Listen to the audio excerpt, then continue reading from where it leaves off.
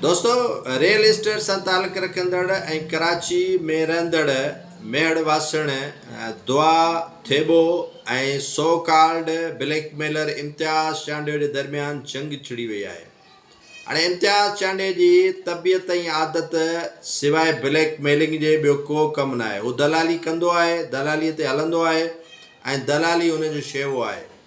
पोइ सरदार सिंध जा हुजनि, बोतार हुजनि, कमदार हुजनि, ताज़ो ई अली हसन ज़रदारी खेसि पैसा ॾेई आयो। मुमताज़ जेको आहे चांग एपी उन सां गॾु वञी अमेरिका में हुनजो कारोबार इहो ई आहे।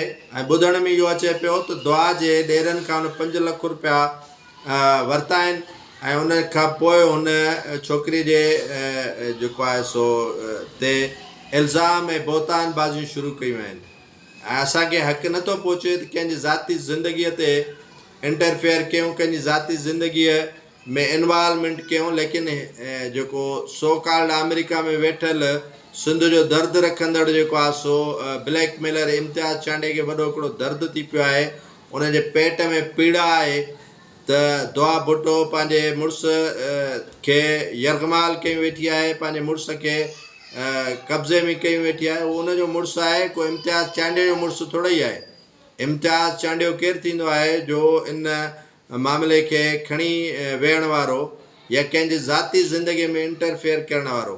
जेकॾहिं सिंध जे सरदारनि ते पे ॻाल्हाई त सभिनी क़बूल कयो त तूं सिंध जे सरदारनि ते भले ॻाल्हाए, असांखे हिन ते एतिराज़ु कोन्हे को। सिंध हुकूमत जे करप्शन ते ॻाल्हाए भले ॻाल्हाए, अली हसन ज़रदारीअ खां पैसा वरिता भले वठि, जेकॾहिं ब्यूरोक्रेटनि खां मंज़ूर कनास रजड़नि खां पैसा वरिता अथई भले वठि, असांखे त उन शयुनि ते एतिराज़ु न आहे। तूं खा पी पैसा वठि, पर ज़ाती कंहिंजी ज़िंदगीअ ते इंटरफेयर करणु नामुनासिबु आहे। इहो हिकिड़े तहज़ीब न आहे, हिकिड़ी गैरत न आहे, तमदुन न आहे।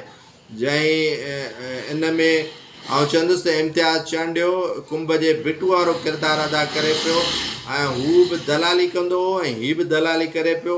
ऐं ॿिन्ही दलालनि जो जेको आहे सो हिकिड़ो ज़वाल अचिणो आहे ऐं उहो ज़वाल इन नमूने सां ईंदो त कंहिंजी न कंहिंजी आह ज़रूरु हुनखे विढ़ंदी।